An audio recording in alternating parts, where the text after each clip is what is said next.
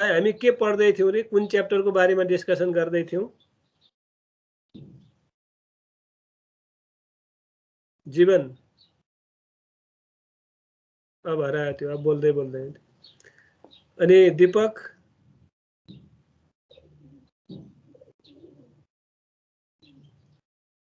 असीम हजुर सर कुन च्याप्टर पढ्दै थियौं अब भन त? फाइनान्शियल रिसोर्सेस भन्ने।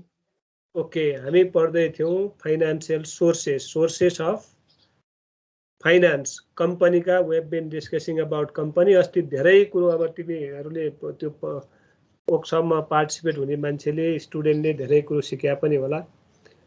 कुनै पनि बिजनेसको फाउन्डेसन रुट भनेको फाइनान्स नै हो।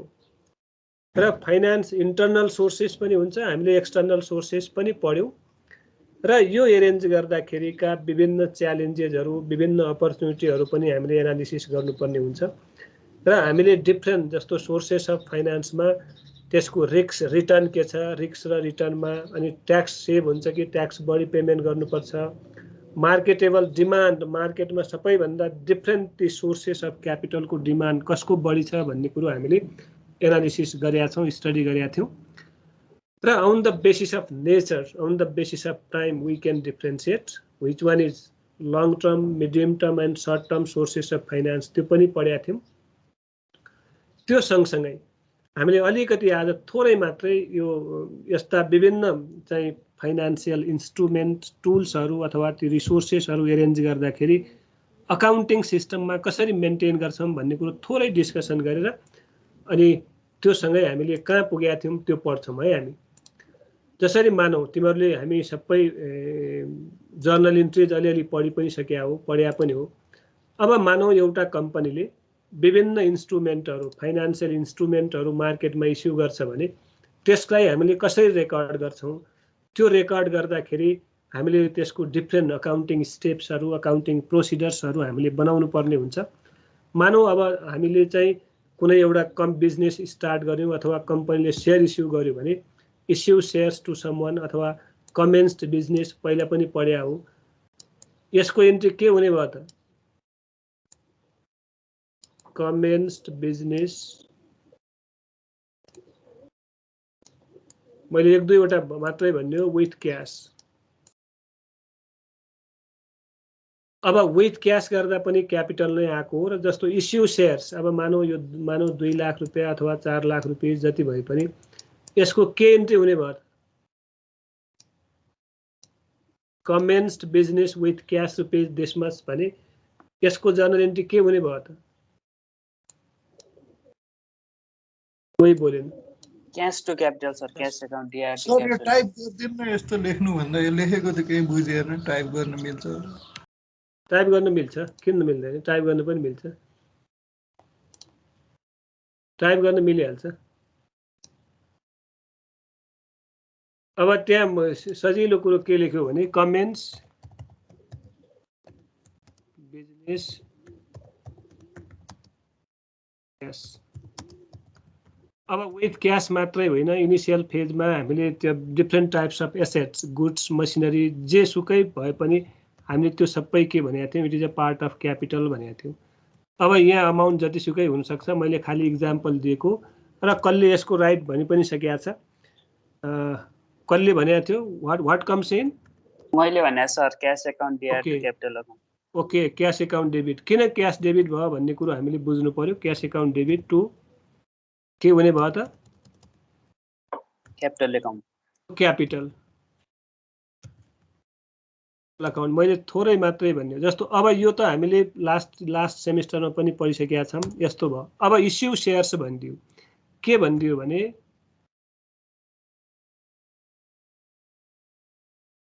इस्युड सेयर्स अथवा डिबेन्चर्स, केही पनि भन्ला, सेयर्स टु डिफ्रेन्ट पब्लिक भनिदियो।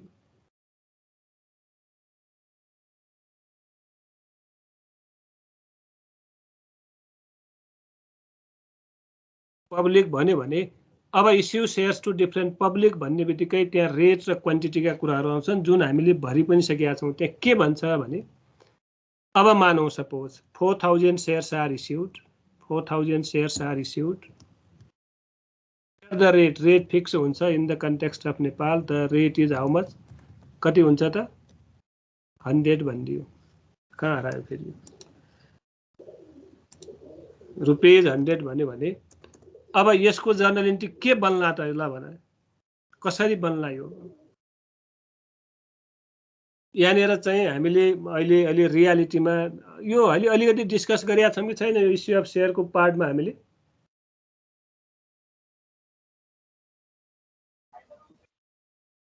कोही बोल्दैन त हेलो मेरो आवाज आएन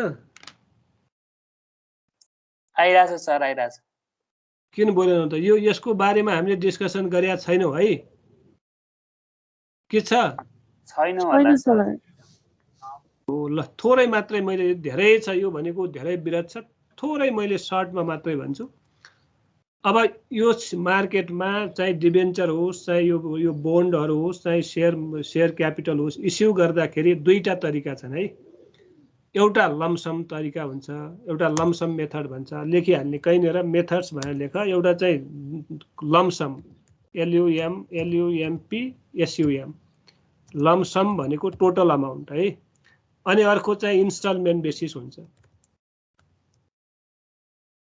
इन्स्टलमेन्ट दुईटा बेसिसमा कुनै पनि शेयर अथवा डिबेन्चर इस्यु गर्ने सिस्टम थियो तर अहिले एट प्रेजेन्ट कन्टेक्स्टमा हामी लमसम मेथड मात्रै युज भएको देखिन्छ यो इन्स्टलमेन्ट बेसिस छैन लमसम भनेको टोटल ₹100 हो भने त्यो 100 एकैपटक कलेक्सन गर्ने अहिले हामी प्र्याक्टिसमा नेपालमा प्र्याक्टिसमा भएको लमसम मेथड नै हो हामीले जति शेयरको लागि अप्लाई गर्छौँ अहिले त टोटली हाम्रो चाहिँ यो कम्प्युटराइज्ड डिजिटल फर्ममा हामीले चाहिँ विभिन्न शेयरहरू भर्छौँ र यहाँनिर लमसम बेसिस भनेको ₹100 नै हो र अब यहाँनिर पनि issue date par issue date premium issue date discount तीनटा कन्डिसन हुनसक्छ र अस्ति मैले थोरै भने पनि थिएँ र मैले अकाउन्टमा कसरी लेख्ने भन्ने कुरो मात्रै सिकाउने हो र बेसिकली कुनै एउटा कम्पनीले आफ्ना विभिन्न इम्प्लोइजलाई शेयर इस्यु गर्नु पर्यो भने डिस्काउन्टमा इस्यु गर्न सक्छ गरेका प्र्याक्टिसहरू पनि छन्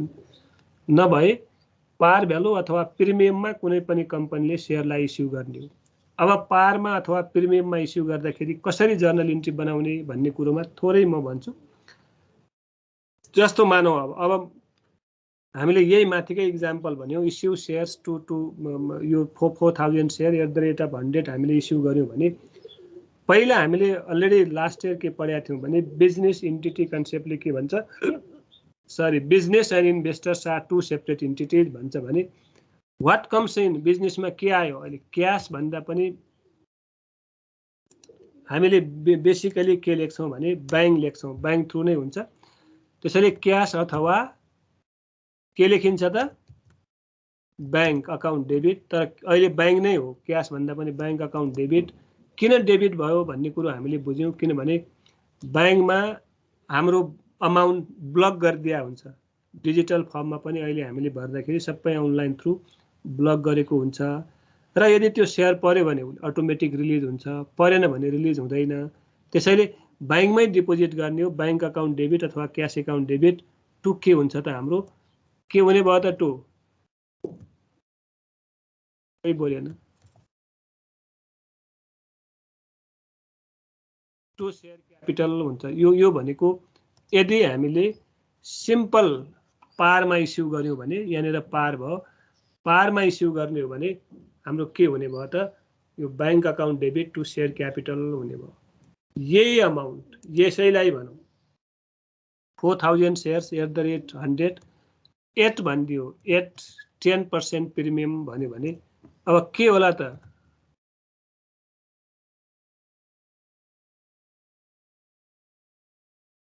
कोही बोलेन 10% प्रिमियममा हामीले इस्यु गर्ने हो अब हेर 110 के भयो त 110 क्यास आएको हो कि क्यापिटल बढेको हो क्यापिटल बढेको छ 110 क्यापिटल बढेको हो क्यास आएको हो सर क्यास आएको चाहिँ 110 हो यस तर क्यापिटल त कति मात्रै हो त्यही हो 100 नै हो क्यापिटल 100 मात्रै हो है। सुन, त्यसैले यहाँनिर हामी कसरी लेख्छौँ भने त्यहीमा थोरै यहाँ यही सिकाउनला हो। क्यास अकाउन्ट अथवा बैंक अकाउन्ट डेबिट गर्छौँ। Bank debit is always issued at par भने 100 प्लस पार जोडेर के अरे 100 प्लस पार प्लस प्रिमियम जोडेर त्यो आउने भयो। यहाँनिर हामीले लेख्दाखेरि कति लेख्छौँ 4000 लेखिहाल है त, बुझिहाल भनेको हामी 4000 इन्टु कति गर्छौँ त 110 यति क्यास आयो। तर त्यो टोटल क्यापिटल होइन, क्यापिटल हाम्रो 100 मात्रै हो। To share capital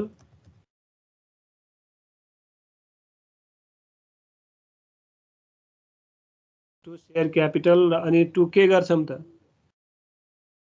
share premium. To share premium. Premium छुट्टै हो, हुन त लाइबिलिटीकै पार्ट हो तर छुट्टै हो। टु सेयर प्रिमियम यसरी लेख्छौँ है।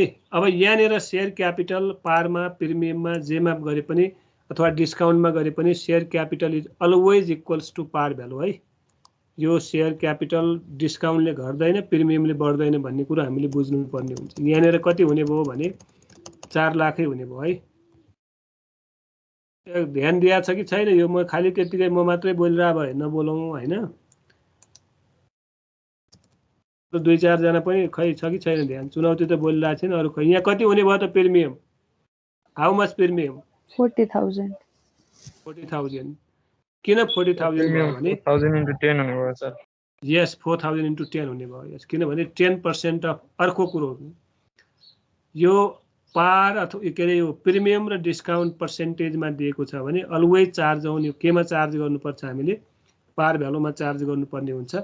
अब डेबिट र क्रेडिट जोड्दाखेरि बराबर हुन्छ। यो हामीले जस्तो 4,40,000 भयो भने यहाँनिर टोटल बैंकमा पैसा आएको 4,40,000 नै हो। यसरी हामीले अकाउन्टिङ ट्रिटमेन्ट गर्छौँ। डिफ्रेन्ट यो चाहिँ हाम्रा जुन फाइनान्शियल इन्स्ट्रुमेन्टहरू भनौँ सोर्सेस अफ क्यापिटल यसरी चाहिँ हामीले रेकर्ड गर्छ। त्यो डिबेन्चरको केसमा पनि यही हो, बोन्डको केसमा पनि यही हो र सबै केसमा हामीले यस्तै गर्छौँ। अब यो लमसम मेथडमा यो भयो। अब इन्स्टलमेन्ट बेसिस मैले अघि पनि भने बेसिकली प्र्याक्टिसमा छैन। यो पहिला थियो, अहिले पनि एउटा यो उल्लेख कुन कम्पनीले यो अस्ति थियो नि यो सरकारी एउटा कम्पनी 30 रुपियाँ मात्रै कलेक्सन गरेको छ कि इन्स्टलमेन्ट बेसिसमा पनि कहीँ कतै हुनसक्छ भनेको मतलब थोरै के त्रिशुली हो क्या हो के त्रिशुली रे? 20 रुपियाँ कि कति रुपियाँ कलेक्ट गरेर 30 रुपियाँ मात्रै कलेक्सन गरेको थियो। मेरो ठ्याक्कै नाम आएन हो। के हाइड्रो हो त्यो? ओहो त्यो सबैको प्रयास थियो।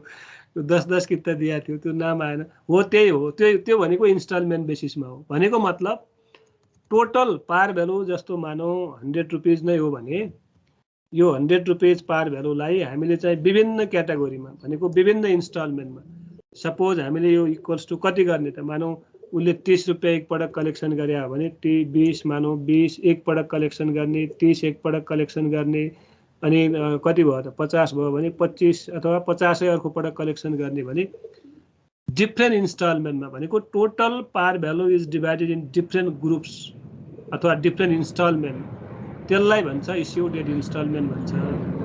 र अब यसका अकाउन्टिङ सिस्टम अलिकति फरक हुन्छन्। अब यहाँतिर नजाउँ किनभने पहिला कलेक्सन गर्छ त्यसपछि क्यापिटल अकाउन्ट छुट्टै जेनेरेट गर्छ अनि त्यसपछि चाहिँ बल्ल त्यो क्यापिटल थ्रु चाहिँ उसले जसरी अहिले हामीले सिधै यहाँ bank account debit to share capital गरेका छौँ। यो इन्स्टलमेन्ट बेसिसमा अलिकति फरक वेमा हामी जान्छौँ। त्यो हाम्रो कोर्समा पढ्नु पनि छैन, त्यही भएर त्योसँग हामी डिस्कसन नगरौँ। अब यस्तै डिबेन्चरको पनि सेम केस भयो। हजुर मेरो चाहिँ सर 11 बजे घर जाने गाडी छ। म चाहिँ अब क्लास चाहिँ लिन भ्याउँदिनँ भनेर के सर। ए ल हुन्छ, अब के भनौँ त्यसको लागि त मैले है त ल।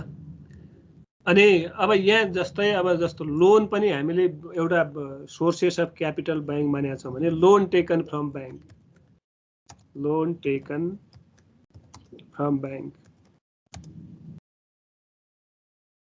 यसको जस्तो मानौँ हामीले 10 लाख रुपियाँ लोन लियो भने के इन्ट्री हुने भयो त यसको? अकाउन्टिङ सिस्टममा कसरी राख्छौँ त हामी लोन टेकन फ्रम ब्याङ्क के इन्ट्री हुने भयो कोही बोलेन त Cash account debit to bank loan account. Cash to bank cash to bank मात्रै हुन्छ कि के हुन्छ Bank loan हुन्छ. ब्याङ्क मात्रै भन्यो भने त हाम्रो डिपोजिट गरेको पैसा आयो भन्ने हुन्छ हैन तर हामीले this is taken as a loan लोनको रूपमा लिएको हो भने क्यास एकाउन्ट डेबिट टु के हुने भयो त टु ब्याङ्क लोन नै हुन्छ है किन ब्याङ्क लोन हुन्छ भने this is not our deposited amount because this is loan and after sometimes we will return to bank loan अब हामीले पढ्दै पनि आएको छौँ र लोन लियो भने के तिर्नुपर्ने हुन्छ त र यसको इन्कम स्टेटमेन्टमा के इम्प्याक्ट हुन्छ त्यो पनि थोरै मैले भन्छु त्यसपछि बल्ल जाऊँ अब लोन लियौँ हामीले र लोनको रेट फिक्स्ड हुन्छ यहाँनिर के भनिदियो भने ब्याङ्क लोन ₹2000 अथवा 10% ब्याङ्क लोन भनिदियो भने 10% को मिनिङ के हो प्रत्येक वर्ष हामीले कति % इन्ट्रेस्ट तिर्नुपर्ने हुन्छ त 10%. 10% तिर्ने हो भने अब लोनमा इन्ट्रेस्ट छ भने that is income or expense के हो त्यो Expense. हो एक्सपेन्स हो इन्ट्रेस्ट चार्ज अन लोन भनिदियो loan at the rate 10% on rupees अथवा अफ रुपीज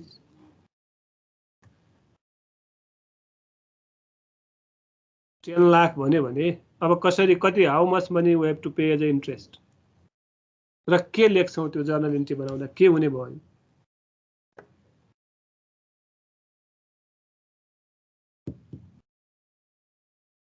बोल न श्वेता थापा श्वेता छिन्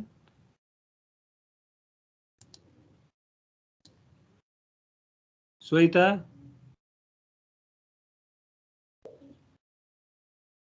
छैनन् के इन्ट्री होला what is entry of this one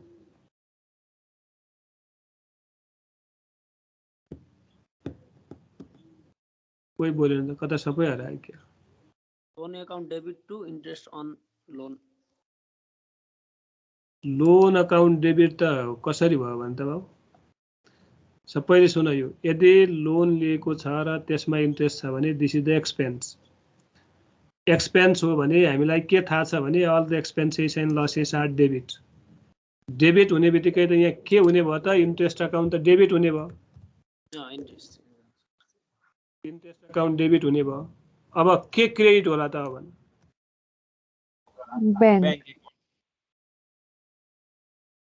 bank हो एकपटक विचार गर त सबै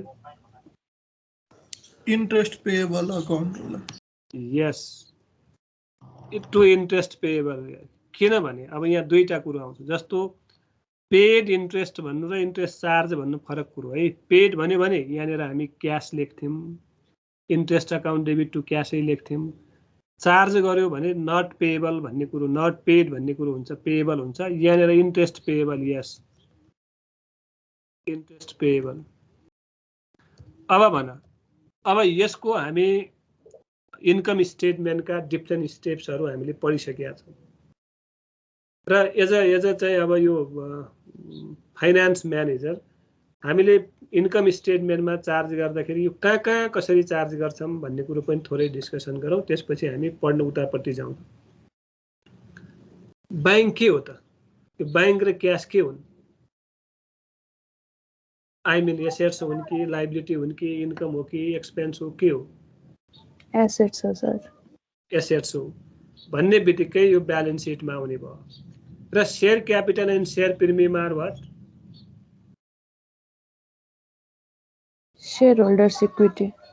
These are long term liability shareholders equity yes हामीले यो shareholders equity मा जोड्छौँ र shareholders equity मा डिफ्रेन्ट कुरो आउँछ जस्तो reserve surplus profit retain earning का सबै कुरोहरू आउने भएकोले these are the part of shareholders equity भने यो जम्मै हाम्रो कहाँ आयो त ब्यालेन्स सिटमा आयो दुईटै ब्याङ्क पनि ब्यालेन्स सिटमा आयो र यो शेयर क्यापिटल शेयर प्रिमियम पनि ब्यालेन्स सिटमा आयो अबसँग त्योसँग अब जोड्नु यो चाहिँ दुईटा बैंक पनि छ लोन पनि छ अथवा क्याश पनि छ लोन पनि छ same as above bank loan भनेको it is long term liability हो लङ टर्म डेप्ट हो र लङ टर्म डेप्ट भन्ने बित्तिकै यो पनि ब्यालेन्स सिटमा आउँछ यसको काम पनि सिद्धियो अब यसमा चार्ज हुने यो लोनमा चार्ज भएका डिफ्रेन्ट अरू चार्ज जस्तो कहिलेकाहीँ कमिसन पनि हुनसक्छ इन्ट्रेस्ट पनि हुनसक्छ यस्ता कुराहरू छन् भने दिज अल आर एक्सपेन्सेस यो अमाउन्टलाई हामी जति हुन्छ मानौँ हाम्रो चाहिँ यो 1 लाख भयो भने 1 लाख रुपियाँ हामी कहाँ चार्ज गर्छौँ त this is charge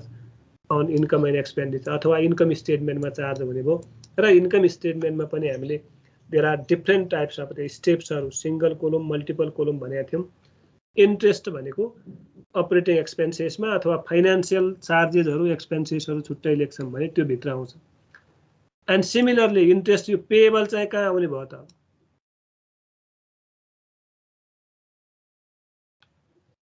interest payable हाम्रा इन्कम स्टेटमेन्टका कुन स्टेपमा आउँछ त इन्कम के अरे यो इन्कम स्टेटमेन्टमा आउँछ कि ब्यालेन्स सिटमा आउँछ ब्यालेन्स सिटमा आउँछ सर्ट टर्म लायबिलिटी यो लायबिलिटी हो यस सर्ट टर्म लायबिलिटी ब्यालेन्स सिटमा आउँछ यसरी बुझौँ के दिस इज ब्यालेन्स सिटमा आउने भयो त्यसैले अब यो जति पनि हाम्रा सोर्सेस अफ क्यापिटल छन् यो सोर्सेस अफ क्यापिटल हामीले कलेक्सन गर्दाखेरि पेमेन्ट भएका एक्सपेन्सेसलाई पनि हामीले चाहिँ यो लङ टर्म हो कि सर्ट टर्म हो कि यो के हो भनेर हामीले यसरी अकाउन्टिङ सिस्टममा अब हेर फेरि अर्को कुरो हामीले लेजर बनाएको छ नि लेजर थाहा छ नि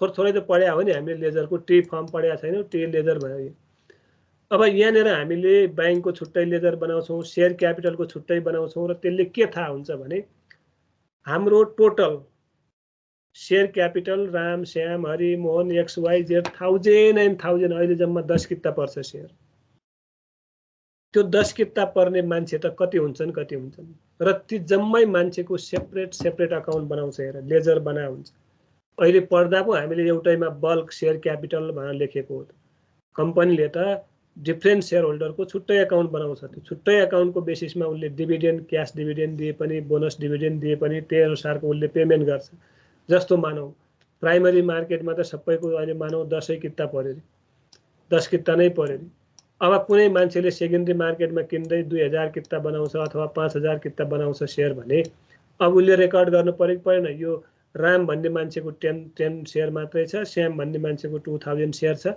र बोनस डिस्ट्रिब्युसन गर्दाखेरि यसको 10 सेयरको यसको चाहिँ 2000 सेयरको हामीले चाहिँ बोनस डिस्ट्रिब्युसन गर्नु पर्यो भनेर यदि रेकर्ड किपिङ सिस्टम प्रोपरली भएन भने हामीले कुनै पनि न बोनस न क्याश ट्रान्सप्यारेन्ट वेमा प्रोपरली डिस्ट्रिब्युसन गर्न सक्दैनौँ र हेर अहिले डिजिटल फर्ममा कहीँ पनि मिस्टेक भएको हुँदैन यो केले गर्दा हो प्रोपर अकाउन्टिङ सिस्टमले प्रोपर रेकर्ड किपिङ सिस्टमले गर्दाखेरि एकदमै ट्रान्सप्यारेन्ट सजिलो क्विक चाहिँ काम गर्न सजिलो भएको देखिन्छ त्यसैले कुनै पनि इन्स्ट्रुमेन्ट फाइनान्सियल यो चाहिँ सोर्सेस अफ क्यापिटल इस्यु गर्दाखेरि कलेक्सन गर्दाखेरि बीचमा इस्यु गर्दाखेरि अब हामीले अस्ति रिडिमेबल इरिडिमेबलका कुरा गर्यौँ डिबेन्चर कति किसिमको हुन्छ अरे प्रिफरेन्स सेयर डिबेन्चर भनौँ न अब त्यही डिबेन्चरका जस्तो डिभिडेन्ड पेड गर्यो भने के इन्ट्री बन्ने भयो त बोनस सेयर इस्यु गर्यो भने के बन्ने हो यो जम्मै कुरो हामीले अकाउन्टिङमा लेखाजोखा गर्नै पर्ने हुन्छ अब जस्तो यो यसैको अर्को भनौँ रिपेमेन्ट अफ ब्याङ्क लोन के होला भन त यही लोन लियौँ repayment of bank loan with interest भनिदियो भने के होला त रिपेमेन्ट अफ त्यही लोनलाई मानौँ रिपेमेन्ट गरिदिउँ रिपेमेन्ट अफ ब्याङ्क लोन कहिलेकाहीँ विथ इन्ट्रेस्ट भनिदिन्छ विथ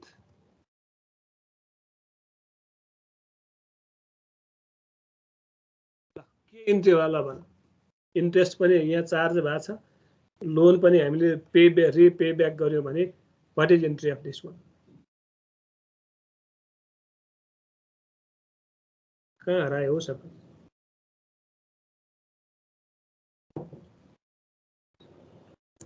छैन के हो मान्छे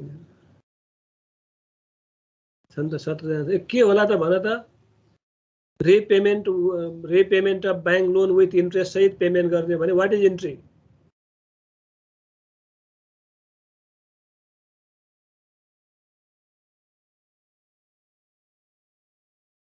कोही सुनिरहेको छैन आकाश त्यो पनि हरायो कता हजुर सर के होला ल भन त यसको repayment of loan interest debit to cash with interest भनेको छ इन्ट्रेस्ट के गर्ने सर क्यापिटल पार्टलाई ब्याङ्क लोनमा राख्ने इन्ट्रेस्ट पार्टलाई इन्ट्रेस्ट एक्सपेन्स बनाउनु ना जर्नल इन्ट्री त्यो त भइहाल्यो जर्नल इन्ट्री बनाउँदाखेरि के बनाउँछौँ त्यो ब्याङ्क लोन डेबिट अनि इन्ट्रेस्ट डेबिट टु क्यास यस यस ब्याङ्क लोन डेबिट भयो लोन अब किन डेबिट भयो भन्ने कुरो थाहा छ ब्याङ्क लोन डेबिट भयो इन्ट्रेस्ट पनि डेबिट भयो इन्ट्रेस्ट पनि डेबिट भयो तर इन्ट्रेस्ट यदि पेएबल 2-3 वर्षको क्युमुलेटिभ इन्ट्रेस्ट छ भने फेरि के होला ल भन मैले भनेको कुरो यहाँनिर 1 वर्षको इन्ट्रेस्ट अथवा पेमेन्ट गर्न बाँकी छ त्यसलाई आउटस्ट्यान्डिङ माथि ट्रिट गरेका छौँ भने यहाँ के होला त आउटस्ट्यान्डिङ इन्ट्रेस्ट पेड गर्दाखेरि मैले भनेको कुरो बुझ्यौ यहाँनिर यो त रेगुलर इन्ट्रेस्ट पे गर्यौं जस्तो यो पनि पे गर्नु पर्यो आउटस्ट्यान्डिङ इन्ट्रेस्ट पनि पे गर्नु पर्यो भने के होला त डेबिट कि क्रेडिट सर डेबिटै हुन्छ तर एज अ लायबिलिटी घटेको लागि यस डेबिटै हुन्छ तर लायबिलिटी नै भयो डेबिटै भयो नि किन डेबिट भयो त अब त्यो किन डेबिट भयो भन्ने कुरो भन त why it is debited decrease in liability भयो बिकज लायबिलिटी के भयो डिक्रिज भयो घट्यो सर इन्ट्रेस्ट पेएबल यस्तो कुरोहरू हामीले चाहिँ अकाउन्टिङमा के गर्छौं त रेकर्ड गर्छौं भने हो यसरी विभिन्न फाइनान्शियल हामीले त्यो सोर्सेस अफ फाइनान्स हामीले एरेन्ज गरे पनि त्यसको चाहिँ अकाउन्टिङ सिस्टममा कसरी हामीले चाहिँ लेखाजोखा राख्ने भन्ने कुरो यहाँ बुझे भन्न खोजिया मात्रै हो टु के हुने भयो त यहाँ यसै हुन्छ यसरी हामी विभिन्न चाहिँ यो लङ टर्म लायबिलिटीज का अथवा मिडियम टर्म लायबिलिटीज का डिफरेन्ट इन्स्ट्रुमेन्टहरुको डिभिडेन्ड पेड गर्दा पनि ये डिभिडेन्ड पेड गर्दा के हुने भयो त ल भने पेड डिभिडेन्ड भयो भने के इन्ट्री होला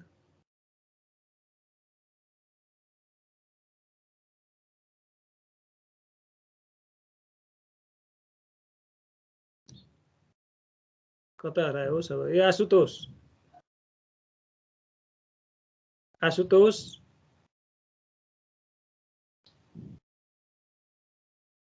जीवन जीवन भाइ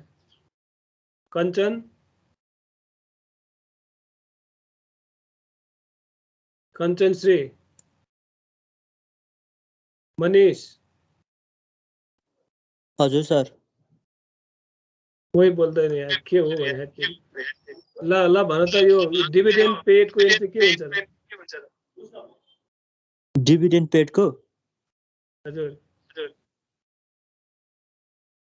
डिभिडेन्ड पेड टु क्याश हुन्छ ओके हुन्छ नि के पेड आर द एक्सपेन्सेस इको आइरहेछ खै तिमी उबाट त कुनै पनि जस्तो मानौ हामीले डिभिडेन्ड पेड गरे पनि इन्ट्रेस्ट पेड गरे पनि वेज पेड गरे पनि स्यालेरी पेड जे पेड गर्छौं त्यो सब all expenses we have to debit business point of भ्यूले त्यो डेबिट भयो बिजनेसको लागि त्यो एक्सपेन्स हो नि डिभिडेन्ड हामी एज अ इन्भेस्टरको लागि त्यो इन्कम हो भने बिजनेसको लागि त्यो एक्सपेन्सेस हो डिभिडेन्ड अकाउन्ट डेबिट अथवा dividend paid account debit to cash हामीले क्याश पेमेन्ट गर्ने हो क्याश अथवा त्यो बोनस शेयर थप्ने हो के होला ल dividend expenses dividend account debit to bonus हुने भयो बोनस शेयर हुने भयो बोनस शेयर भन्ने बित्तिकै शेयर क्यापिटलमा बढ्दै जान्छ र यसरी विभिन्न हामीले चाहिँ ट्रान्ज्याक्सन अकर भएका जर्नल इन्ट्री त्यसको लेजर त्यसले चाहिँ इन्कम स्टेटमेन्टमा अथवा यो ब्यालेन्स स्टेटमेन्ट अफ फाइनान्शियल पोजिसनमा के इम्प्याक्ट पार्छ भनेर हामीले चाहिँ देखाउनु पर्ने हुन्छ त्यही कुरो मैले सरसस्ती एकदमै देखाउन खोजेँ ओके ल अब यो यति भने मैले बाँकी कुरो अब भनिन र हामीले पढ्दै छौं त्यही फाइनान्शियल सोर्सेस अफ क्यापिटल अब मैले सोधे बोल्ने है त्यहाँ सोर्सेस अफ फाइनान्स का लङ टर्ममा के डिस्कसन गर्यौं हामीले सर एक पटक भनौं अनि त्यसपछि चाहिँ कहाँ पढ्न बाँकी थियो त्यहाँसम्म जाउँ नरेश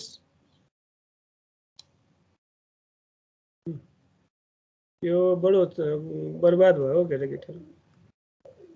नेसन नेसन नेलम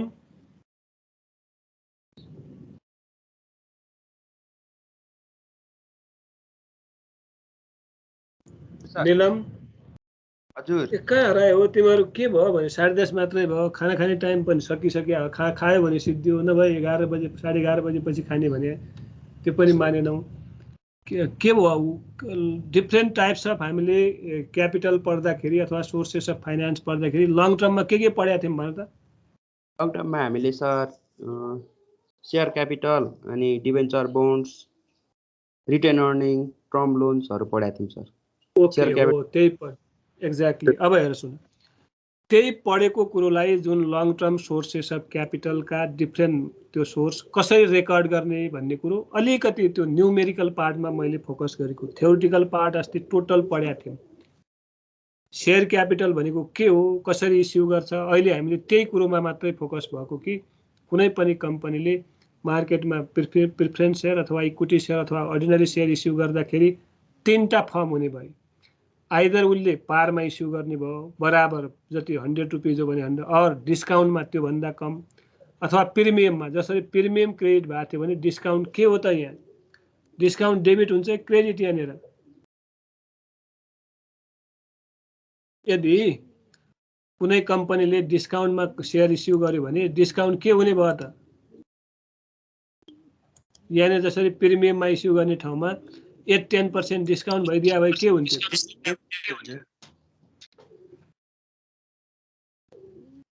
कोही बोलेन।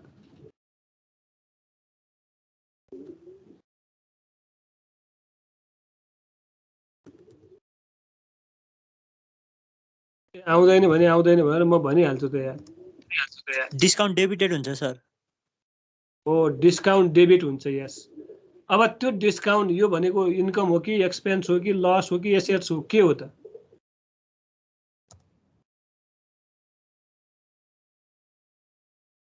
लस हो सर। डेबिट भयो। हजुर, लस लस हो। एसेट्स होला। कसले एसेट्स भन्छ? सर मैले त्यो हामीले त्यो उसमा घटाउँछ नि त।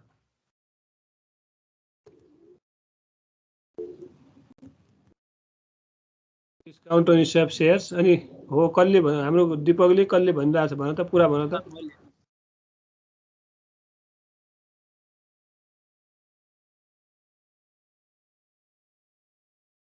टु सेयर क्या यस्तो हुने भयो? किन यो डेबिट चाहिँ केले कसले भने? दिपकले भन्दा यो के हो रे? यो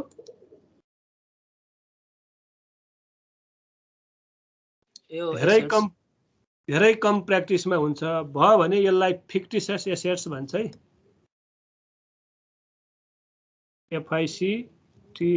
FICTIOUS, फिक्टिसियस एसेट्स हो। यसले अघि उसले कसले हाम्रो दिपकले नै भनिरहे, कहाँबाट घटाउँछौँ रे यो? अघि चुनौतीले भनेका थिइन् कि सेयर क्यापिटल, सेयर प्रिमियम कहाँ हामीले लेख्छौँ रे? सेयर होल्डर्स इक्विटी हो। अब सुन, यदि discount on issue of share छ भने यसलाई हामीले सेयर होल्डर्स इक्विटी क्याल्कुलेट गर्दाखेरि घटाउने हो र यसलाई एसेट मानेर ट्रिट गरिन्छ भयो भने। त्यसैले यस्ता विभिन्न नेचरका हाम्रा के हुन सक्छन्, ट्रान्जेक्सन हुन सक्छ पार प्रिमियम डिस्काउन्टमा इस्यु गर्ने भएर यसरी हामीले चाहिँ के गर्छौँ, अकाउन्टिङमा रेकर्ड गर्छौँ र यसको रिजल्ट हामीले जुन हामीले ब्यालेन्स सिट र इन्कम स्टेटमेन्ट अथवा रिटेन अर्निङका पार्टहरू पढिसकेका छौँ, क्यास फ्लो पनि पढिसकेका छ, जम्मै आउने हुन् के स्टेप बाई स्टेप। ल यति मात्रै भने मैले। अनि प्रिफरेन्स सेयरका डिफ्रेन्ट पार्टहरू के थिए? What are types of preference share? कोही बोलेन। प्रिफरेन्स सेयरका टाइप्सहरू के थिए?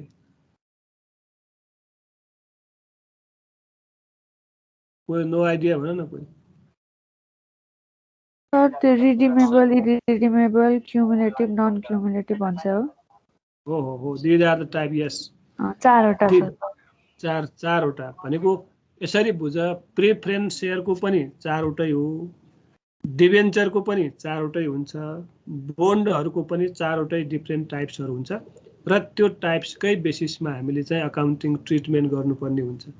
7 वर्षपछि जस्तो अघि रिपेमेन्ट अफ ब्याङ्क लोन भन्ने बित्तिकै लोन टेकनको रिभर्स भएको छ, लोन लिँदाखेरिको पेमेन्ट गर्दा ठ्याक्कै उल्टो भएको छ भने जस्तै यदि रिडिमेबल नेचरका कुनै पनि सेयर हुन् भने त्यो पनि हामीले त्यसरी नै हामीले के गर्नुपर्ने हुन्छ त पेमेन्ट गर्नुपर्ने हुन्छ, रिसिभ गर्दा पनि त्यसरी नै रिसिभ गर्नुपर्ने हुन्छ। ल लङ टर्म पढ्यौँ, मिडियम टर्ममा हामीले के पढाएको थियौँ?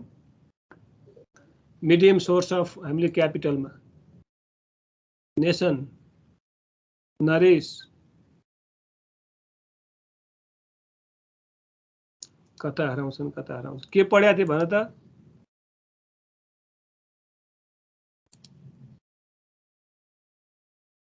दीपक हजुर सर, हामीले मिडियम टर्म सोर्सेस अफ क्यापिटलमा के पढाएको थियौँ? त्यो हायर पर्चेजहरु हो नि sir, credit sales, bank loan, ओहो, लिज 4वटा पढाएको थिएँ मैले।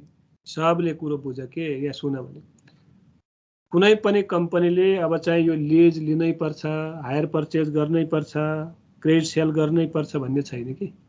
क्रेडिट पर्चेज क्रेडिट सेल भनेको निडको बेसिसमा कुनै कम्पनीलाई केही निड हुनसक्छ, कुनै कम्पनीलाई केही निड हुनसक्छ र यस्ता विभिन्न त्यो मिडियम टर्म चाहिँ हाम्रो सोर्सेस अफ फाइनान्सले पनि डाइरेक्टली हाम्रो के हुनसक्छ त बिजनेसमा हेल्प हुनसक्छ। हायर पर्चेज गर्दा, क्रेडिट सेल गर्दा, क्रेडिट पर्चेज गर्दा अथवा लिजिङमा अथवा हाम्रो चाहिँ मिडियम टर्म लोनहरू हामीले लिँदाखेरि पनि यस्ता हामीले बेनिफिट लिन सक्छौँ भनेको। फाइनान्सको सर्ट टर्म चाहिँ जुन चाहिँ लाइबिलिटी हो, जुन सर्टेज हो त्यो हामी फुलफिल गर्न सक्छौँ भनेको। त्यस्तै हामीले सर्ट टर्ममा के पढाएको थियौँ? सायद सर्ट टर्म पढाएको थियौँ, कहाँ पुगेका थियौँ भन त? पुगिसकेका थियो।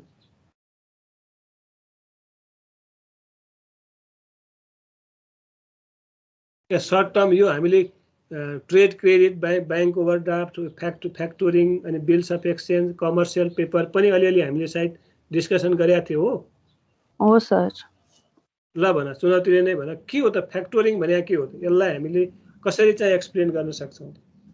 सर फ्याक्टरिङ भने चाहिँ एउटा फ्याक्टर हाउस हुन्छ अनि अब जस्तो सुरुमा सामान बेच्यो अनि सामान बेचेपछि बिल मात्र हुन्छ, इन्भोइसेस मात्र हुन्छ, क्यास त आइसकेको हुँदैन। अनि त्यो इन्भोइसेस चाहिँ त्यो फ्याक्टरिङ हाउसलाई पठाउने अनि त्यसको सट्टा उसले डिस्काउन्टमा चाहिँ हालेको लागि चाहिँ क्यास दिन्छ। अनि त्यो फ्याक्टरिङ पनि नन रिकोर्स र रिकोर्स फ्याक्टरिङ हुन्छ। नन रिकोर्समा चाहिँ के गर्छ भन्दाखेरि पैसा दिन्छ अनि अब चेज गर्ने कामदेखि लिएर त्यो डिफल्ट हुनेदेखि रिस्कदेखि लिएर सबै त्यो चाहिँ फ्याक्टरले बिहोर्छ।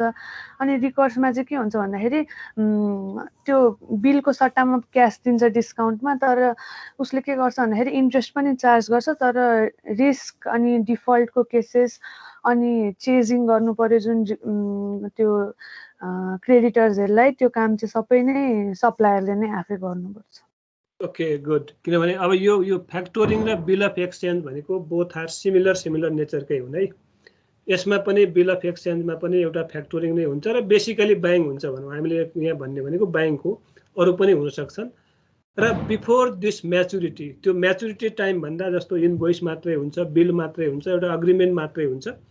र बिफोर अग्रिमेन्ट यदि इफ वी निड मनी र वी क्यान, त्यो चाहिँ हामी कन्ट्याक्ट एउटा फ्याक्टर अथवा त्यो ब्याङ्कसँग कन्ट्याक्ट गर्छौँ र उसले चाहिँ त्यो क्यासमा विथ डिस्काउन्टेड, टोटल दिँदैन, डिस्काउन्टमा हामीलाई चाहिँ उसले पनि कमिसन लिन्छ, त्यो क्यासमा कन्भर्ट गर्छ। अब रिस्कको बेसमा माथि फ्याक्टोरिङमा जुन छ, अब त्यो रिस्क चाहिँ फ्याक्टरले लिने कि त्यो रिस्क चाहिँ जसले पैसा अमाउन्ट त्यो रिसिभ गरेको रिसिभरले लिने भन्ने कुरो आफ्नो चाहिँ एउटा एग्रिमेन्टमा जे बेस जे लेखा हुन्छ त्यही एग्रिमेन्ट अनुसार त्यहाँ ट्रिटमेन्ट गरिएको हुन्छ। र कमर्सियल पेपर पनि similar, I think similar to यो फ्याक्टोरिङ बिल अफ एक्सचेन्ज जस्तै हो। के हो त यो चाहिँ कमर्सियल पेपर भने के? बेजोन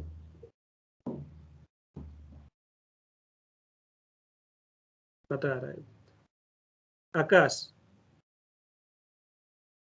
हजुर सर, कमर्सियल पेपर भनेको चाहिँ त्यो कम्पनीले आजको दिनमा सपोज अब bearer of this document will be given यति सम आफ्टर यति अन दिस डेट भनेर जुन एउटा छाप लाएर दिएको हुन्छ भने त्यो चाहिँ कमर्सियल पेपर हुन्छ। यसलाई चाहिँ डिस्काउन्ट केही गर्नु पर्दैन।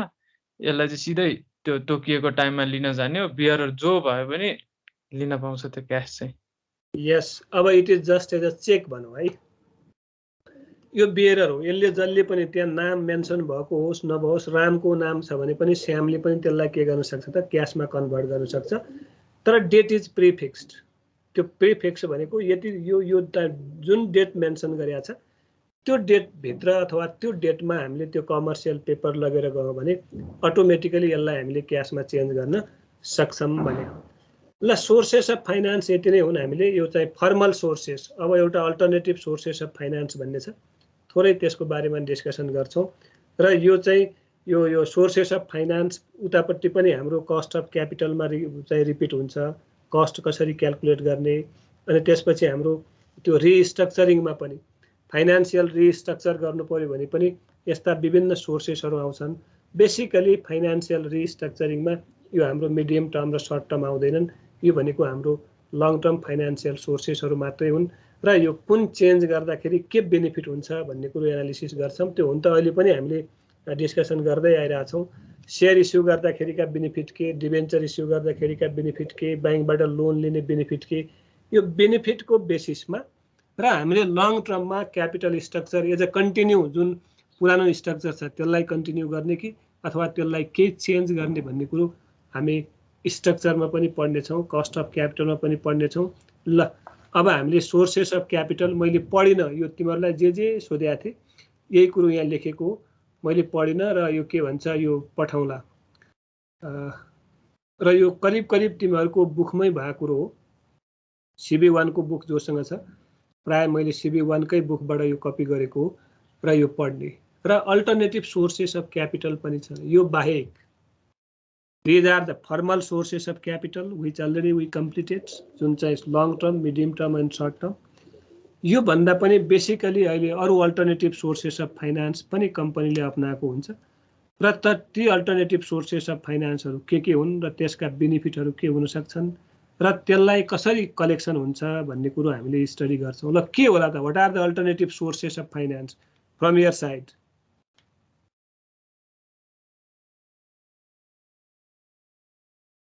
बोलो न, कोही कसैलाई थाहा छ भने बोलो।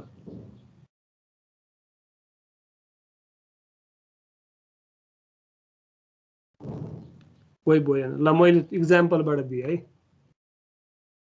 जस्तो अहिले धुर्मुस सुन्तोली फाउन्डेसनले एउटा चाहिँ इन्टरनेसनल त्यो बनाइरहेछ, स्टेडियम बनाइरहेछ भने उसले फाइनान्सियल सोर्सेस कहाँबाट एरेन्ज गर्दैछ? कुनै फर्मल सोर्सेस छ? केही होला, केही अलिअलि ब्याङ्कले लोन देला, केही देला, केही गभर्मेन्टले देला, अथवा अरू सोर्सेसहरू कहाँबाट एरेन्ज गर्दैछ उसले?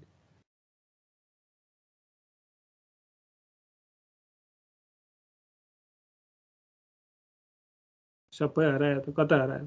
सर क्राउड फन्डिङबाट सर, जनताबाट फन्डिङ, जनताबाट। त्यसलाई अहिले कसले भनेको थियो? क्राउड फन्डिङ भन्छ। यस, कहाँबाट कलेक्सन गर्ने हामीले? क्राउडबाट, भिडबाट, पब्लिकबाट कलेक्सन गर्ने हो। र यो चाहिँ हामीले हाम्रा डे टु डे लाइफमा पनि सपोज मानौँ त्यसलाई alternative sources of finance is the crowd funding is सबैभन्दा चाहिँ अलिकति त्यो कलेक्सन गर्ने, छिटो कलेक्सन गर्ने माध्यम भनौँ। हामीले as a student, as a चाहिँ हामीले हाम्रो लाइफमा एज अ टिचर अथवा एज अ चाहिँ कुनै प्रोफेसनल पनि कुनै मान्छेलाई अहिले चाहिँ कुनै बिमार भयो, कुनै निड भयो इमिडिएटली भने हामीले सहयोग माग्छौँ। अहिले त इभन तिमीहरूले यो सोसल मिडियामा पनि फलानु मान्छे एकदमै सिगिस्त छ, उसले फाइनान्सियल कन्डिसन एकदम विक छ र यसको चाहिँ ब्याङ्क अकाउन्ट नम्बर यो हो, सक्ने जतिले चाहिँ ब्याङ्कमा डिपोजिट गरिदिनुपर्छ भन्छ नि। त्यसलाई हामी के भन्छौँ त? इट इज क्राउड फन्डिङ हो। क्राउडबाट फन्ड, विभिन्न पब्लिकबाट थोरै कलेक्सन भएको, तर यो चाहिँ कुनै त्यो ऊ होइन। अब यो के भन्छ यसलाई, लिगल होइन। यसका कुनै चाहिँ त्यति लेखाजोखा अकाउन्टिङ रेकर्ड गर्नु पनि परेन। रामबाट कति पैसा आएको मतलब भएन। रामले 5 रुपियाँ दिए पनि, 500 दिए पनि, 5000 दिए पनि, 5 लाख दिए पनि उसले चाहिँ त्यसबाट कुनै रिटर्नको आशा गर्दैन। एउटा अर्को कुरो विचार गर, यस्ता अल्टरनेटिभ सोर्सेसमा केही त रिटर्न गर्ने आशा पनि छन्, त्यो पढाउँ। जस्तो माइक्रो फाइनान्स छ, त्यसमा जाउँला हामी।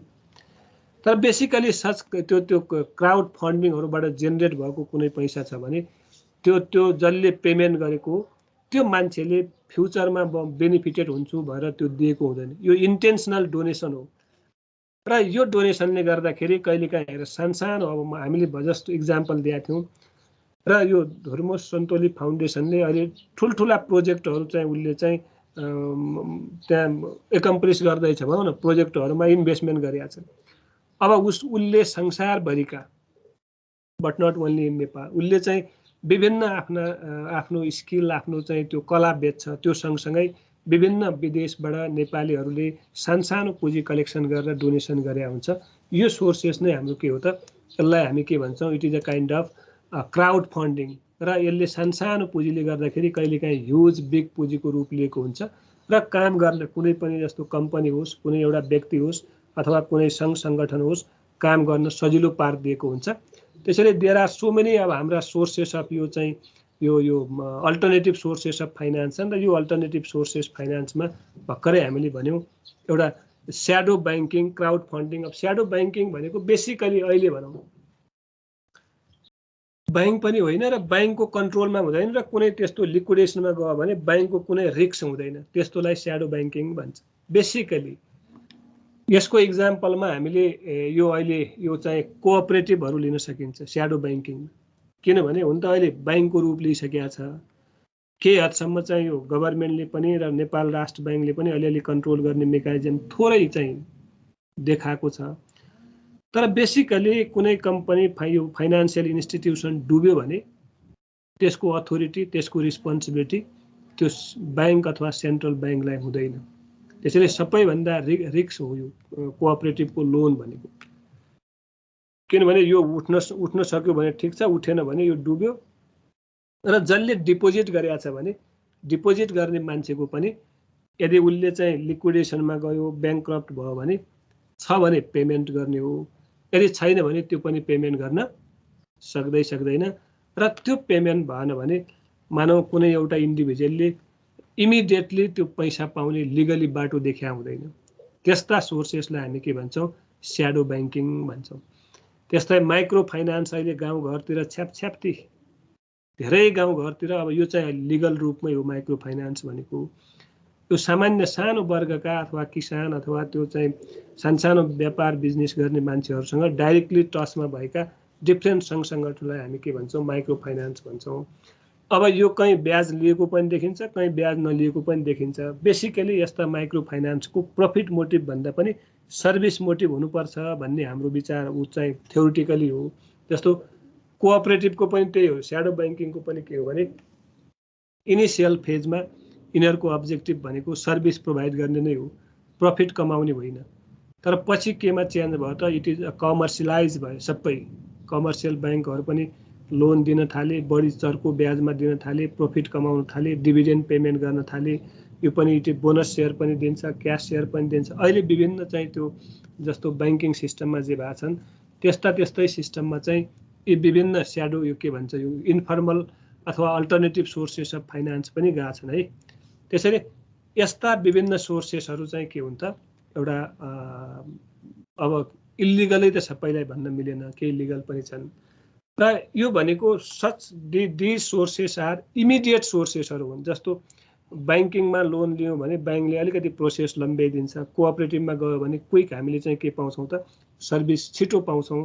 तर we have to pay more money, more पैसा चाहिँ बढी तिर्नुपर्ने देखिन्छ। त्यस्ता विभिन्न सोर्सेस अफ चाहिँ हामीले चाहिँ के भन्छौँ भने फन्डलाई alternative sources of fund, alternative sources of finance पनि भनेर भन्छौँ। स्याडो ब्याङ्किङ के हो त, यो सुनिरहेछ कोही? म मात्रै 5-7 मिनट बोल्यो भने जीवन भाइ यो यसको साह्रै ठुलो रोग छ। आशुतोष,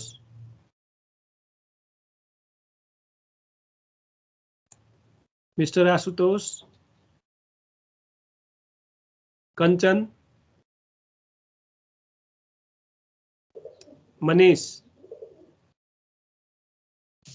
हजुर सर। महेश महेशलाई सोध्छु। महेश हजुर सर। ओके ल बल्ल बोल्यो, धन्यवाद यार, बोलिदियो, धेरै खुसी लाग्यो। यो के रहेछ त? ल पढ त। स्याडो ब्याङ्किङ भने के हो? यहाँ हेरिरहेछौ? सुनिरहेको छु। ल हेरि पनि रहेछ होला कि सुन्ने मात्रै हो? हेरिरहेको छु अगाडि नै। ल भन त यो के रहेछ त स्याडो ब्याङ्किङ भने? पढ्ने हो सर? पढ त। A shadow banking system is the group of financial intermediaries facilitating the creation of credit across the global financial system, but whose members are not subject to regulatory oversight. The shadow banking system also refers to unregulated activities by regulated institutions. Example of okay good. ल भन। अब पखरुक यहीँनिर मैले माथि सबै के भनिसकेको थिएँ भने कुनै एउटा रेगुलेटरी बोर्डले तिनीहरू मोनिटर भए हुँदैन, कन्ट्रोल भए हुँदैन र सेल्फ चाहिँ मोटिभेटेड र सेल्फ रेगुलेटेड हुन्। र सेल्फ रेगुलेटेड अथवा मोटिभेटेड हुँदाखेरि बाइचान्स तिनीहरू डिफल्ट भए अथवा तिनीहरू लिक्विडेसन गए अथवा तिनीहरूले प्रोपरली त्यो सर्भिस प्रोभाइड गर्न सकेन भने त्यो रिस्कहरू सबै कसको हुन्छ त? पर्सनको हुन्छ। त्यो कुनै लिगल अथोरिटीले चाहिँ त्यसलाई कन्ट्रोल, मोनिटर अथवा पेमेन्ट गर्न सक्दैन। त्यस्ता विभिन्न चाहिँ हाम्रा सोर्सेस अफ कहीँ फाइनान्स छन् भने त्यसलाई हामी के भन्छौँ त? स्याडो ब्याङ्किङ भन्छौँ। र मैले त्यसको अर्को इक्जाम्पल दिएको थिएँ। बेसिकली वर्ल्ड वाइड अथवा नेपाल कन्टेक्स्टमा हेर्ने हो भने विभिन्न किसिमका सहकारी संस्थाहरू हुन् र सहकारी संस्थाहरू त्यो डाइरेक्टली गभर्मेन्टको अथवा राष्ट्र ब्याङ्कको कन्ट्रोलमा थिएनन्, तर अहिले चाहिँ मोनिटरिङ गर्दैछ। अहिले तिनीहरूलाई कन्ट्रोल गर्ने मेकानिजम पनि छ। ओके ल ठिक छ। अब त्यो त्यसको इक्जाम्पल भन त। Examples of intermediaries not subject to regulation include hedge funds, unlisted derivatives, and other unlisted instruments, while examples of unregulated activities by regulated institutions include credit default swaps. Okay ल ठिक छ। अब चलो अब त्यही तिमीहरूलाई नै सोधेँ मैले। तिमीहरूले फाइनान्समा उता पढिसकेका छौ, के हो त हेज फन्ड भने के हो ल भन। र यो डेरिभेटिभ्सहरू पनि तिमीहरूले त्यहाँ पढिसकेका छौ, के हो?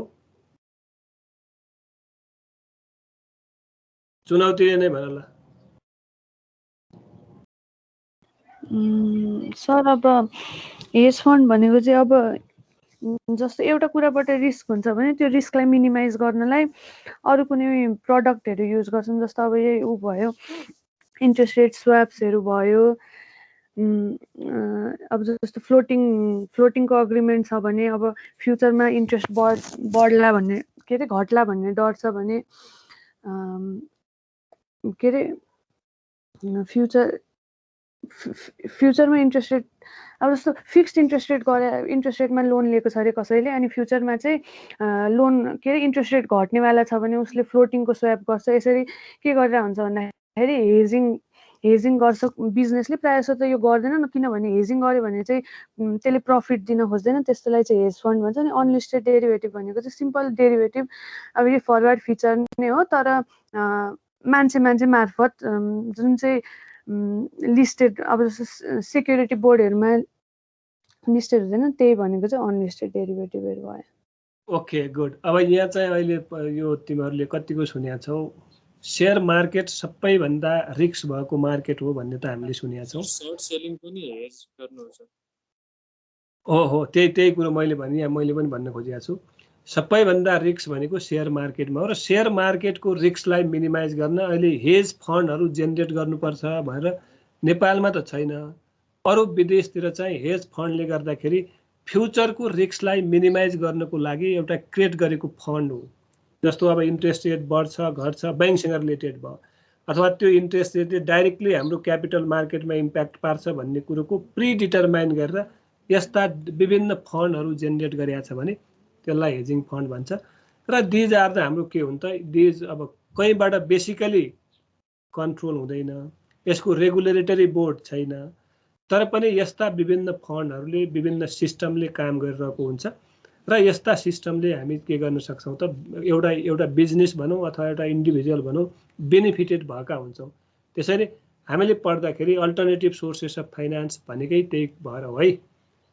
ओके ल यसमा अरू डिटेल अब तिमीहरूले बुझिया छौ, मैले भनिनँ। अब त्यस्तै कुराहरू लेखेको छ। 2008 को फाइनान्सियल क्राइसिसमा यसले के काम गरेको थियो अथवा सबभन्दा पहिला अमेरिकामा यसको डेभलप भएको भन्ने कुरो मैले हिस्ट्री पढिनँ। पढ्नुपर्छ, यो तिमीहरूलाई नै पठाउँला, तिमीहरूले पढ्ने। र यो भने बेसिकली हामीले अघि पनि भन्यौँ रिस्क मिनिमाइज गर्ने, क्राइसिस मिनिमाइज गर्ने एउटा इन्स्ट्रुमेन्ट हो, टुल हो। र बेसिकली विकसित देशमै, अब नेपालमा त यसको विकासै भइसकेको छैन। क्राउड फन्डिङको मैले कोअपरेटिभको मात्रै के अरे यो स्याडो ब्याङ्किङको मैले कोअपरेटिभको मात्रै इक्जाम्पल दिएँ। यस्ता हेज डेरिभेटिभ भन्ने कुरो यहाँ छँदै छैन, एकदमै कम। तैपनि हामीले पढ्दाखेरि युके को बेस अथवा अमेरिकाको बेसलाई नै मानेर हामीले स्टडी गरेको। त्यही मैले धेरै यहाँ लेखेको छु, यो भनिन मैले। अब यसमा पनि विभिन्न यो मान्छेले अथवा उसले दिएका परिभाषाहरू छन्। Credit instrument, liquidity transfer, maturity transferability, यो पनि मैले भनिन। अब यसबाट के प्रिभिलेज पाउँछ, प्रिभिलेन्स के छ भन्ने कुरो सायदै यो पनि तिमीहरूले पढिसकेका छौ। यसको बारेमा पनि मैले भन्नुपर्ने छैन। सेकेन्डमा गएँ म सिधै। अब यो धेरै लेखेको रहेछौ यहाँ, मैले नै बनाएको। युकेमा के हो, चाइनामा के, कहिले कहाँ, यसको के हो भन्ने कुरो डिटेल स्टडी मैले भनेन, तिमीहरूले सर्टमा मात्रै भनेको। के हो माइक्रो फाइनेन्स सेकेन्डमा भने मैले सर्ट अघि भनिसकेको थिएँ कि माइक्रो फाइनेन्स पनि it is a kind of source of finance हो। र बेसिकली विच इज अहिले चाहिँ नेपाल कन्टेक्स्टमा विभिन्न गाउँघरतिर चाहिँ यो फैलिएको देखिन्छ। र यसले सानसानो इन्सुरेन्सदेखि पैसा कलेक्सन गर्नदेखि पैसा चाहिँ लोन प्रोभाइड गर्नेदेखि विभिन्न काम गरेको हुन्छ। नेपालमा पनि यस्ता विभिन्न चाहिँ अहिले माइक्रो फाइनेन्सहरू लिस्टेड पनि छन् यहाँ। अब माइक्रो फाइनेन्स भन्ने बित्तिकै यसको अघि पनि भने हामीले खासै बेनिफिट गेन गर्ने उद्देश्य होइन, तर पनि अहिले प्रेजेन्ट कन्टेक्स्टमा सबैभन्दा बढी डिभिडेन्ड दिने चाहिँ पेमेन्ट गर्ने माइक्रो फाइनेन्सहरू नै भएको छन्। के हो भने it is a kind of, मैले पढेँ थोरै, it is a provision of broad range of financial services such as deposit, loan, payment service, money transfer and insurance to poor and low income household and their micro enterprises.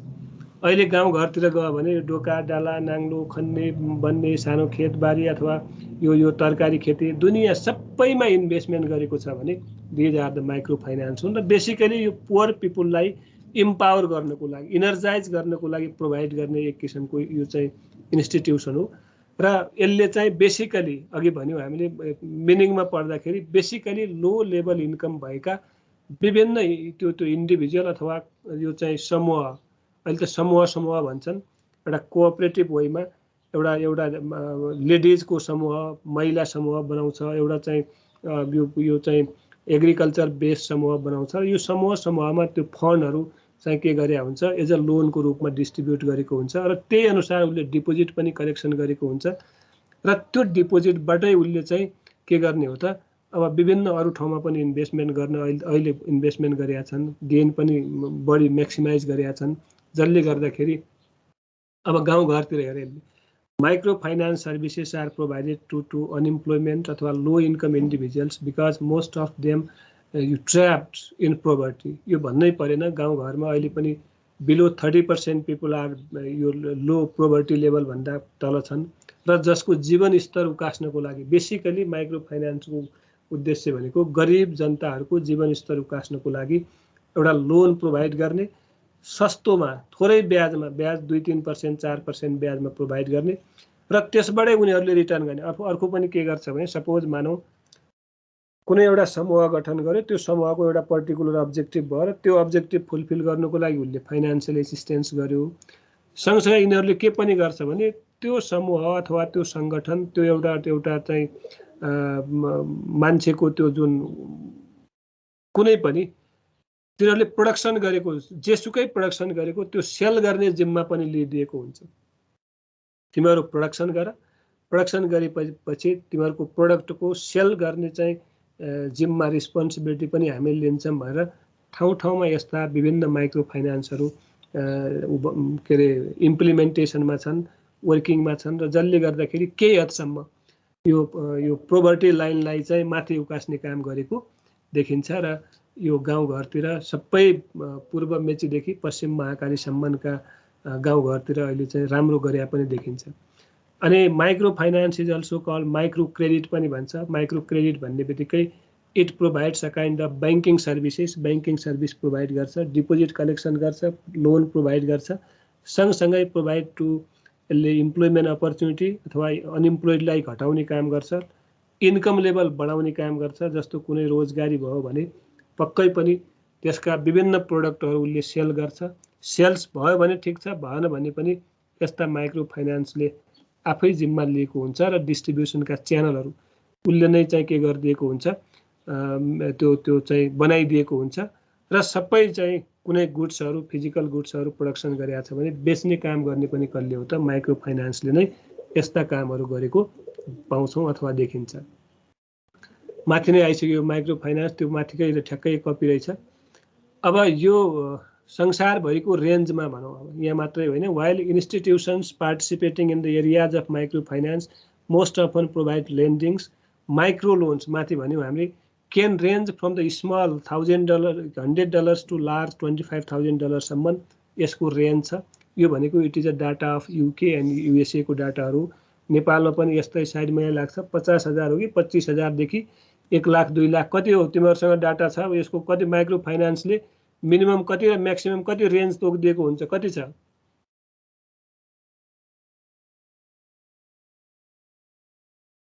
कोही बोल्दैन।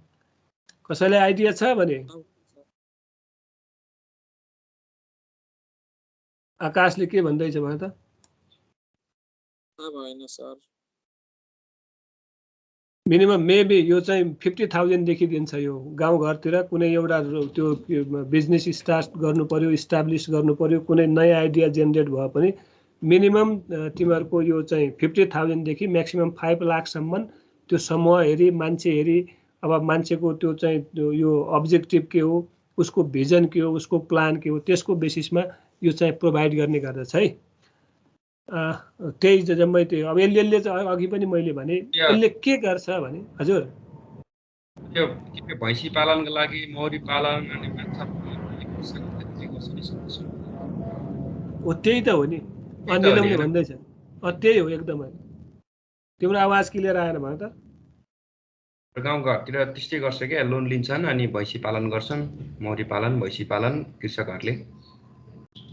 हो नै, त्यही भने मैले अघि पनि भने समूह बन्या हुन्छ अथवा इन्डिभिजुअल अथवा ग्रुप अफ पिपल हुन्छ। त्यो ग्रुप अफ पिपलको अब्जेक्टिभ के हो त्यो सेट गरेको हुन्छ, त्यो अब्जेक्टिभको बेसमा यो प्रोभाइड गर्ने हो।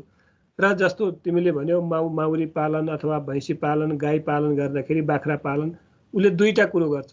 सबै त्यसको चाहिने औषधि पनि प्रोभाइड गरिदिएको हुन्छ, अब टेक्स हम चार्ज लिएला, र उसको प्रोडक्टहरू त्यहाँ सेल भएन भने त्यो सेल गर्ने जिम्मा पनि लिइदिएको हुन्छ के। यदि चाहिँ उसले आफ्नो प्रोडक्टहरू लोकल मार्केटमा सेल गर्न सकेन भने त्यो जिम्मा पनि लिइदिएको हुन्छ। यस अहिले गाउँघरतिर भनेको माइक्रो फाइनान्सले गर्दा विदेशमा जाने मान्छेको केही हदसम्म त्यो फ्लो घटेको छ, अथवा विदेशमा गएर दुःख गरेर आएका मान्छेहरूले यस्ता बिजनेसहरू गरेको देखिन्छ गाउँघरमा। अहिले सबैभन्दा फर्स्ट आएको नेपालभरि भनेको यो भेजिटेबल फार्महरू भनेको एग्रो बेस्ड कुनै पनि इन्डस्ट्रीहरू। एग्रो बेस्ड भनेको भेजिटेबल होला, काउ फार्म होला, बफैलो फार्म होला, गड फार्म हुनसक्छ, यो हनी फार्महरू हुनसक्छन्। यस्ता विभिन्न चाहिँ फर्स्ट आएका देखिन्छन्। अब यिनीहरूको लागि विभिन्न चाहिने र मेटेरियल भनेको विभिन्न इन्स्ट्रुमेन्टहरू पनि यिनीहरूले प्रोभाइड गरिदिन्छ। अब प्रोभाइड केमा गर्छ भने सस्तोमा।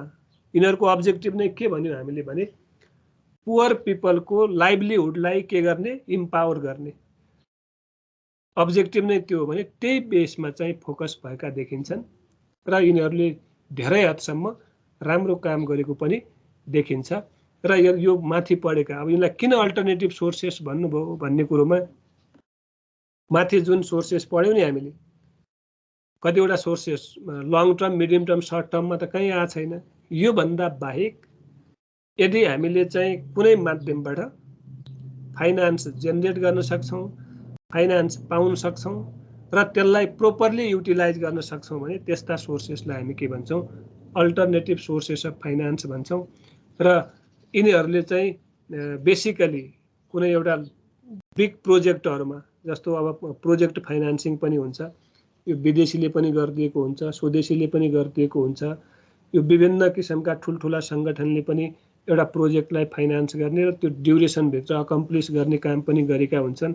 यसरी विभिन्न माध्यमहरू हुन्छन् र त्यो माध्यमबाट फाइनान्स हामीले कलेक्सन गर्ने र अरू जति कुरो हामीले स्टडी गऱ्यौँ यो चाहिँ त्यो स्याडो ब्याङ्किङ भए पनि स्याडो ब्याङ्किङको बेसिकली त्यो चार्ज बढी हुने देखिन्छ। माइक्रो फाइनान्स भए पनि क्राउड फन्डिङ भए पनि प्रोजेक्ट फन्डिङ भए पनि यस्ता फन्डिङको बेसिकली इजिली एसेसेबल हुन्छ भनेको मान्छेले लङ प्रोसेस सबैले जाने पनि हुँदैन। जस्तो गाउँघरतिरकै कुरा भन्यौँ नि, गाउँघरका मान्छेले लोन के हो, प्रोपर्टी कसरी राख्ने, त्यो प्रोपर्टीको भ्यालुएसन कसरी गर्ने, ब्याङ्कमा कहाँ जाने, कसरी गर्ने भन्ने कुरो आइडिया हुँदैन। त्यो आइडिया नहुने मान्छेलाई पनि पैसाको आवश्यकता त हुन्छ।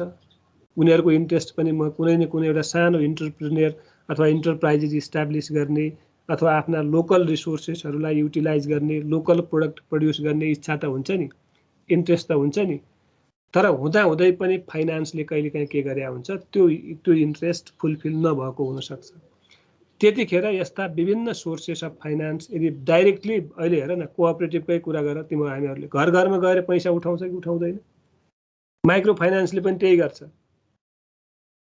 प्रत्येक घर घरमा प्रत्येक पसलमा गएर थोरै पैसा 100 रुपियाँ 200 रुपियाँ 50 रुपियाँ कलेक्सन गर्दै एउटा बिग फन्ड जेनेरेट गरे हुन्छ र त्यो बिग मनी विभिन्न अरू सेक्टरमा इन्भेस्टमेन्ट गरे हुन्छ, त्यसबाट रिटर्न आउँछ र त्यो कलेक्सन भएको अमाउन्टमा पनि उसले इन्ट्रेस्ट तिरेको हुन्छ।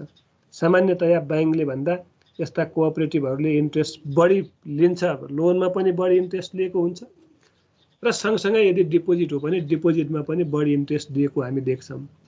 त्यसैले यस्ता विभिन्न सोर्सेसले विभिन्न त्यो पुवर मान्छेहरू अथवा त्यो चाहिँ बिलो एभरेज मान्छेहरूको विभिन्न त्यो चाहिँ लाइभलीहुडमा भनौँ न चेन्ज ल्याउनको लागि डाइरेक्टली अथवा इन्डाइरेक्टली के गरेको देखिन्छ त, हेल्प भएको देखिन्छ भन्ने कुरो हामीले चाहिँ बुझ्नुपर्ने हुन्छ। ओके, म एकहोरो बोले, आज धेरै बोले, अब मैले बोलिनँ, यति नै गरेँ र तिमीहरू कोही बोल्दैनौ, यो 2-3 जना मात्रै यो इन्ट्रेक्सन गर्ने, बाँकी कुरो चाहिँ बोली पनि नबोल्ने भयो त यो पढाएको नपढाएको अर्थै हुँदैन हो। बेजोन ऊ त सन्चो छैन भन्दै थियो, त्यसलाई नबोल्न भइहाल्यो। यो कञ्चन बोल्दै नबोल्ने, अब त इक्जाम सायद सबै सकिया छन् जस्तो लाग्छ कि इक्जाम बाँकी छ के? नरेश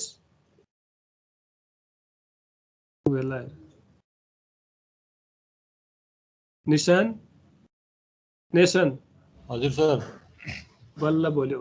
ल खुसी लाग्यो हो, कहिलेकाहीँ बोलिदियो भने अलिकति खुसी लाग्छ।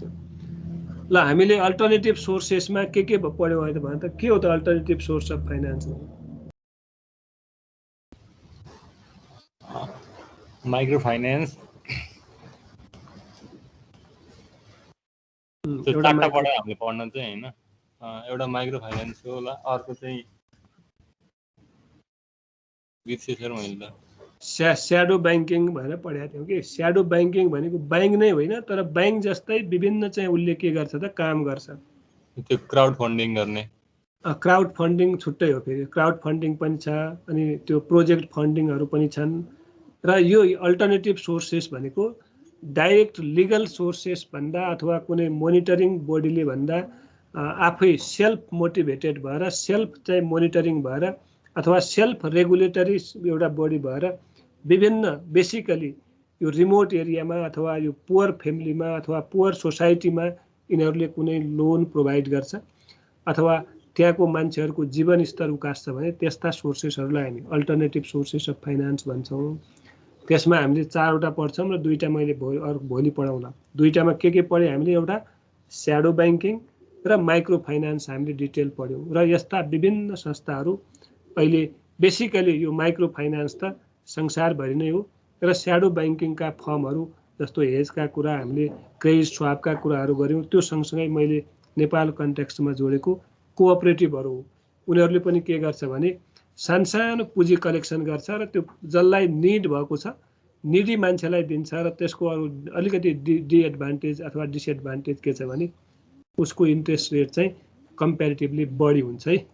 त्यो उसको ब्याङ्किङ लोन भन्दा त्यसको इन्ट्रेस्ट रेट बढी भएको देखिन्छ। ल यति नै भने त्यो अरू अब बाँकी भोलि पढ्छौँ हामी। यो सँगसँगै अरू च्याप्टर पनि पढौँला, यसलाई भोलि कम्प्लिट गर्ने। रोल नम्बर 1 यस सर कति कति हो आज 17 आकाश छ रोल नम्बर 2 आशुतोष रिमालजी हुनुहुन्छ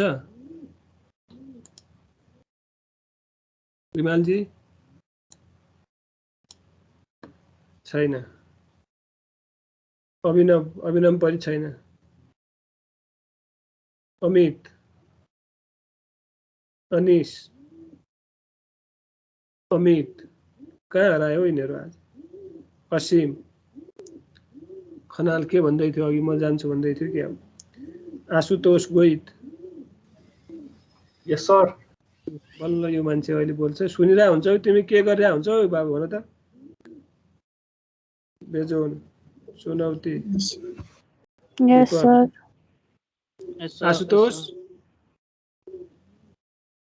जीवन यस सर ओ घिमिरे केटा तिमी हेर सुनिरहेको एटेन्डेन्स गर्न मात्रै बोल्छौ हैन किन बोल्दैन भन त ल अब हामीले अल्टरनेटिभ सोर्सेस अफ फाइनान्समा के भन्यो भन त कञ्चन मनीष महेश प्रेजेन्ट सर नरेश यस सर अब अहिले बोल्छ त्यो पनि बीचमा हेर है केटा हो एक गल्ती भए पनि केही हुँदैन हो बोल भन्छु मैले किन बोल्दैनौ तिमीहरू नेसन प्रेजेन्ट सर नीलम यस सर प्रकाश देखिएन यहाँ छ सविता जिरेल आज भोलि बोल्दैन जिरेल अहिले प्रेजेन्ट भन्छ त्यो पनि सजक प्रेजेन्ट सर सञ्जीव छैन के हो आज सञ्जीव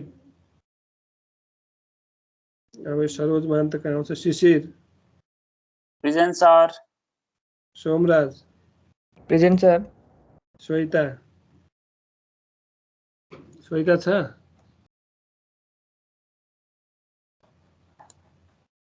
केटीहरूले नबोल्ने बाचा गरेको छ के हो आज छैन यो अघि थियो अहिले छैन अघि आएको थियो क्या थियो है ओके ल अब इन्ट्रेक्सन डिस्कसन गर्छ फाइदा गर्दैनौ अब के भन्ने मैले